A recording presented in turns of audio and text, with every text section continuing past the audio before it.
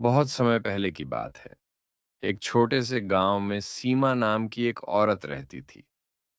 वह एक साधारण सी घरेलू महिला थी, जिसकी शादी गांव के ही एक किसान से हुई थी। लेकिन एक दिन गांव में महामारी फैल गई और इस भयानक बीमारी ने सीमा के पति को अपनी चपेट में ले लिया। उसे खोने के बाद सीमा अकेली हो गई और लोगों से दूर दूर रहने लगी।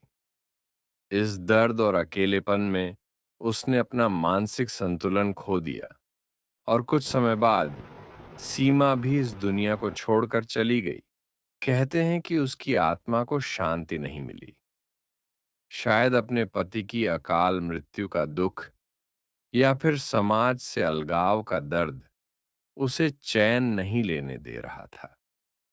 गांव के लोग मानने लगे कि सीमा की आत्मा अब भूतिनी बनकर गांव में घूमती है। रात के अंधेरे में लोग कभी-कभी उसकी चीखें सुनते और कुछ लोगों ने उसकी छाया देखने का दावा भी किया। वक्त बीतता गया, लेकिन सीमा की आत्मा के किस्से गांव में बढ़ने लगे। कहते हैं, जो भी गांव के बाहर रात में अकेला जाता, उसे भूतनी की छाया दिखाई देती। लोगों में डर इस कदर फैल गया कि सूरज ढलने के बाद कोई भी घर से बाहर निकलने की हिम्मत नहीं करता था। बच्चों को सुलाते वक्त माएं भूतिनी की कहानी सुनाकर उन्हें सावधान करती, ताकि वे रात में बाहर न निकलें।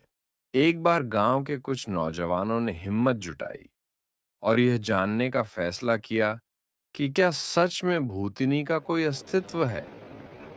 उन्होंने गांव के एक बुजुर्ग से सलाह ली, जिन्होंने उन्हें एक प्राचीन मंत्र बताया और कहा कि अगर वो इस मंत्र का जाप करते हुए सीमा की आत्मा से माफी मांगेंगे, तो शायद उसे शांति मिल जाए।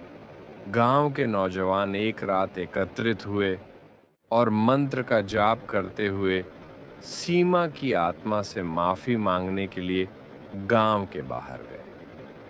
जंगल के पास पहुंचकर उन्होंने सीमा से यह प्रार्थना की कि उसे शांति मिले और वह इस दुनिया से मुक्ति पा सके। उन्होंने सीमा के नाम पर एक दिया जलाया और प्रण किया कि उसके लिए हर साल गांव में एक पूजा रखी जाएगी, ताकि उसकी आत्मा को शांति मिल सके।